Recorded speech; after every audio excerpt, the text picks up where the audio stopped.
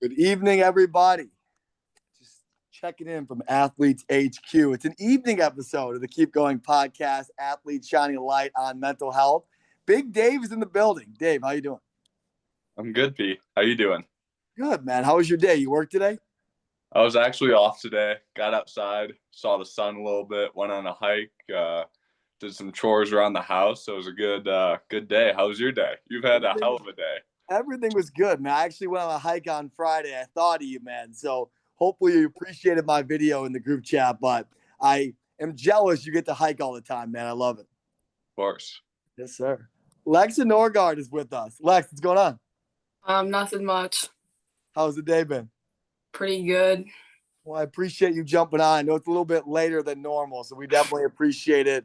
What I will tell you is I'm super excited. Every time we have someone from Athletes HQ on, it's something that people reference all the time. People talk to me about clips, and they bring up that they're excited to learn people's stories. Talk to us about why you want to come on the podcast today. I just want to come on the podcast today because I've had a lot of physical adversity playing sports the last few years, and it's made me a lot mentally tougher. And you've been a big influence on me, Pat, and helping me get better. So I just want to come on and talk about that.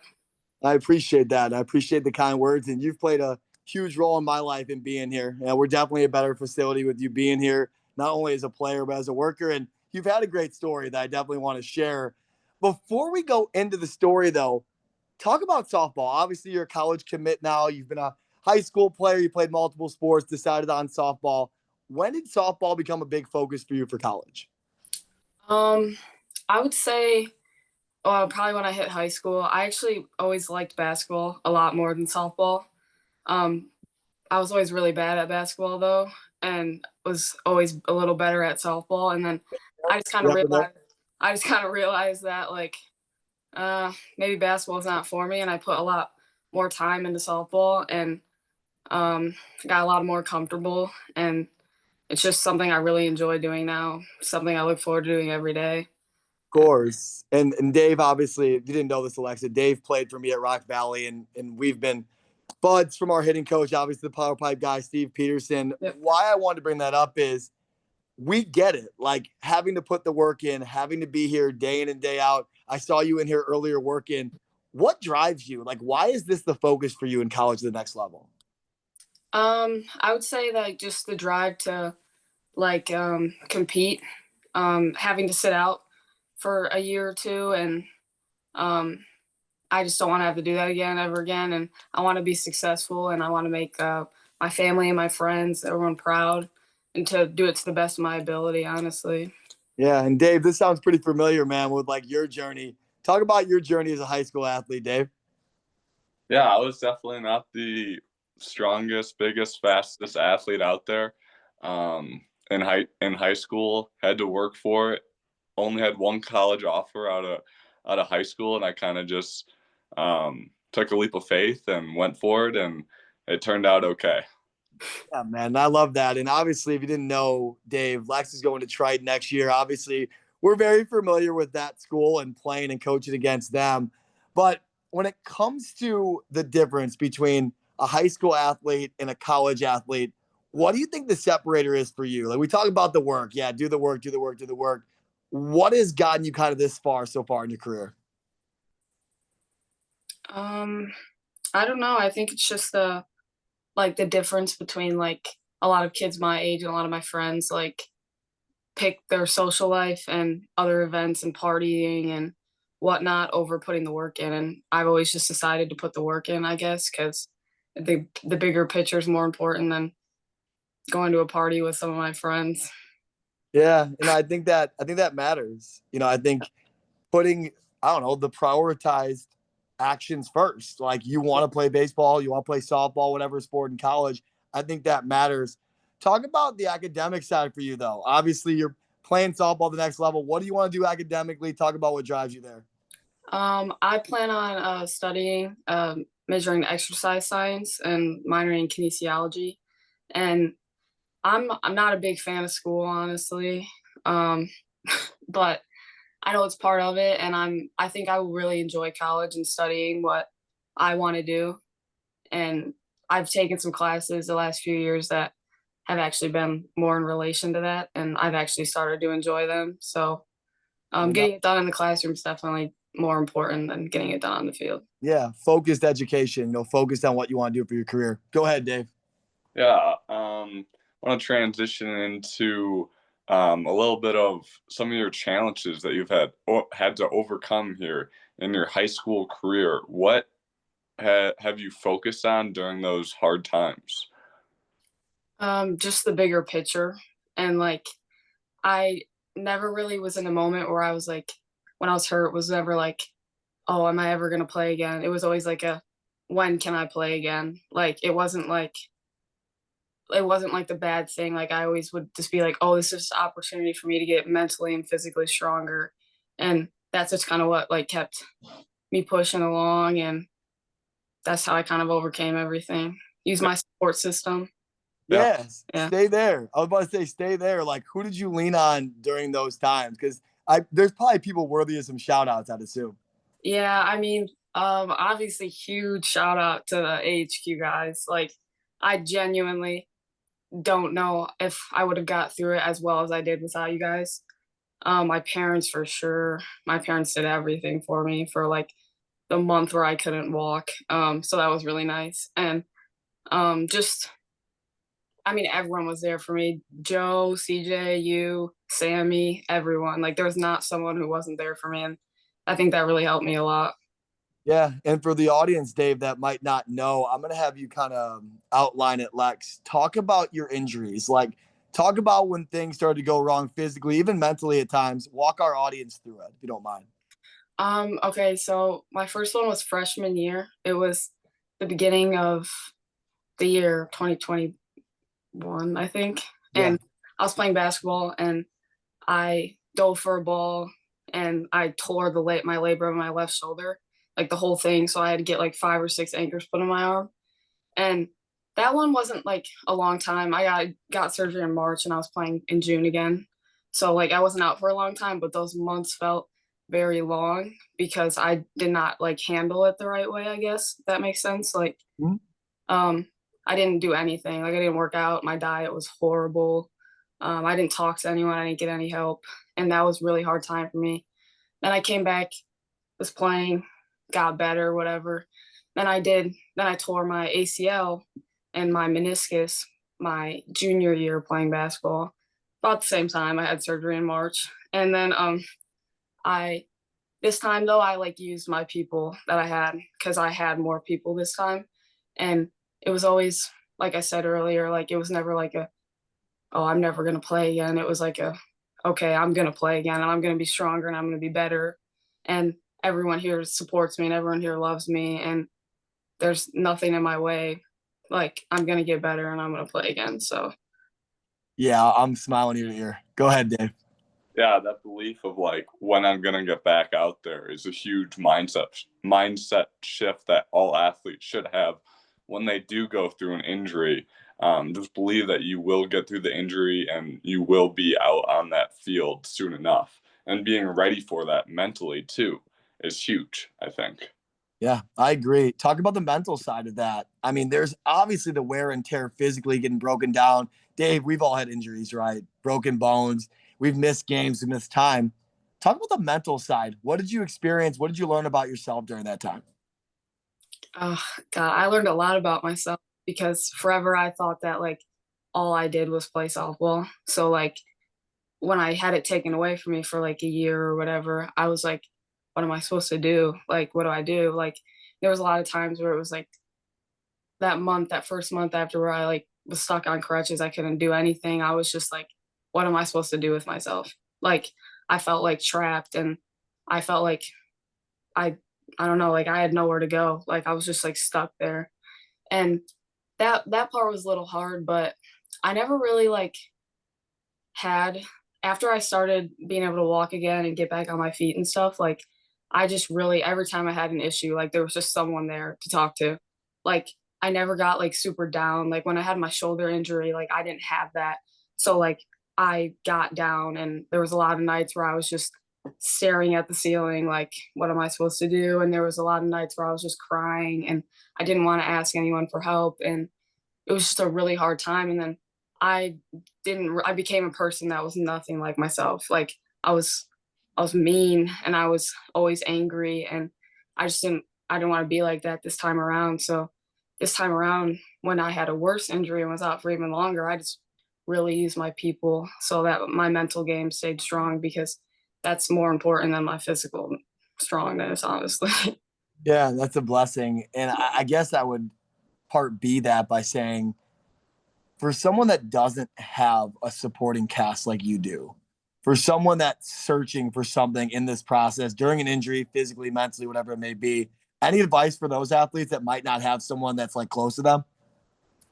I think like something that really helped me beside talking to people was I started to like journal a little bit and just like write down the good parts of my days. And that wasn't my idea. Actually, Joe brought that up to me. And Shout out the guy. yeah, Shout out the guy. Check his episode out if you haven't. That's the boy right there. yeah, like, positive affirmations and like just being like an optimist, being optimistic about everything, my situation, like realizing that there's a light at the end of the tunnel, like stuff like that. And I also found that like praying really helped a lot, and just like growing a more of a relationship with God, and like just realizing that even if you feel alone, you're like never alone, and there's always someone with you. Beautifully said. Dave, what do you got? You're smiling too. I see you over there. Yeah, that's huge. That just writing it down, writing your thoughts down on a journal or paper at night or in the morning can be huge to how you feel. Because for myself, sometimes, like going into work, I feel a little bit anxious, or going into the day, I'm just not feeling right. And then once I write down my thoughts and just kind of like say to myself, like, everything will be okay, it helps understand. Just gives me a better perspective on how to start the day, rather than You going got to get it out there, dude. You got to get it out there. Here, go ahead. get your thoughts out there. Yeah, man. I'm with you completely. And what I'd also say is you need mentors like to show you the way. Like, Dave, you're new to the whole faith deal. How long have you been jumping into your faith now? Well, I started when I was young, and then I kind of lost it throughout high school and college. And then right after um, my last year of baseball, which was 2023, I really picked it up when I was going through a hard time. And now I've been, going to church and praying daily. Yeah, man. Dave, you've been a big part of my faith journey, man. Like jumping on with you every Sunday. I want to parlay that into a question for Lex. Like, is there a certain quote or like a Bible verse or like a mantra that you live by? It doesn't have to be religious, but is there something that you could share with our audience today? I just kind of believe that like everything happens for a reason, and that like everything that happens is part of like God's plan, and that I mean it might feel bad in the moment, but the outcome's gonna be good, and you just gotta wait. Yeah. No, I completely agree. And I think once you realize that perspective piece and like just being where your feet are, like we can't really control what's going on. It's already been kind of decided, right? We just have to do our thing and move forward. Lex, we've tippy-toed around it for the last 15 minutes. I have to ask you your keep going moment. I know the injuries were a big part of it, but if that's not it, or if there's a different part of it that you haven't talked about, what's your keep going moment? Obviously, someone that broke you down at one point. I would say the whole shoulder situation was probably my keep going moment, not even the ACL. It was, yeah, I mean, I was just not myself at all for those few months. Yeah, no, I get it completely. It's inspiring for young athletes that are listening today, and even coaches that have athletes kind of in their realm. Like, it doesn't look the best after an injury sometimes. It doesn't look the best when someone has something mentally going on. But seeing the way you've kind of flipped the script on your mental health and gotten healthy physically and just who you are now, it's got to be so inspiring for athletes that are listening. Go ahead, Dave. Yeah, no doubt. I think that's going to go a long way in the next 4 or 5 years. For how many years you play the game for. It's going to go a far way. What you've already gone through and your mindset. And how old are you again? I'm 17. 17. My Unbelievable, dude. Unreal. It's unbelievable perspective. And I do want to go into rapid fire questions. I know it is a Sunday night, so I'm not going to keep Lex long here. But per usual, Dave, I got nothing. You're first. Go ahead. Yep. I want to go into a routine. Do you have a routine? And how does it help you if you do? Um, I don't really think I don't really have a routine. It's kind of just like off, like whatever my day is going like. Like I just kind of, I definitely always talk to my people though every day. Like even if I'm not at work, shoot someone a message. Like there's people I need to talk to every day in my life to keep me going for sure. Love that. Love that. All right, I'm gonna go a completely different direction as always. Give me your favorite athlete and why. So I don't know. Think about it. um, And it could be someone that you've played with or someone that you've watched. Like, it could be a teammate if you want to. I don't care what you pick. Jace Winch. Yeah, let's go. Get me fired up. Talk to me about Jace. I love Jace. She's my best friend. Oh, well, that's an easy one because I love Jace too. She's a fantastic add to what we do at Athletes HQ, and she's really going to appreciate that shout out, huh? Yeah. Okay, so why is she your favorite besides being your best friend? She's got a lot of drive, and she always talks about how she doesn't think that she is like gifted or had this or other people had this, but she never like gives up because of it. Like she uses it to drive her to work harder, and that's really like inspiring because as someone who's got like hurt, like oh, she has a positive outlook too. Like it's just like we bond well together. Amazing. She's going to love that, by the way. What a great shout out. Go ahead, Dave. What's one thing you're going to do this week for your mental health? Every day I still journal every day before I go to bed and when I wake up. My positive affirmations. So yeah. Yeah, stay with those. Stay with the affirmations. Very nice. I got one more for you. So obviously, you're going on to play college athletics next year, and we're all aware that you're going to Triton, and Gene and Jude's is right by Triton. What is your go-to Gene and Jude's order next year, Alexa Norgard? I don't know, Pat. I've never had it. You got to have it. I've been telling you, you got to get there. Dave, you've had Gene and Jude's, I'm assuming, correct? Yeah, the hot dog. Yeah, come on, dude. Ketchup or no, Dave? No. No, can't do it. No, just regular. No. Okay. All right. Well, that's something I have to ask and something that we need to do. Obviously, look out for my fall tailgate next year at Triton. If anybody wants to jump on with me, there will be a party bus. There will be beverages. Look out for that coming soon. Dave, you got one more question for Lex? Is there anything that we missed that you would like to say on this platform? No, other than like how much I owe thanks to everyone at HQ, because I would not be here without them. I would not be this person without them. Any of them. I love that. Well, that's a perfect send off and a perfect cap off today. Alexa, I'll be honest with you, like getting to know you over the last couple of years, what a journey. Like what an inspiring path for young athletes. And just, I know there's young athletes that were in here today that I'm pointing over to you and showing them like, this is the roadmap if you want to get to where you want to get to. So you're an amazing family member. You're a great employee. You're an awesome hitter. You're just an awesome person to be around. So I appreciate you jumping on the pod today. Of course. Thank you, Pat. Of course. Dave, it's been a blast, man. Go get some sleep. Let's start the week strong. And that's above all else. Keep going, everybody. Thanks, guys. Been a pleasure.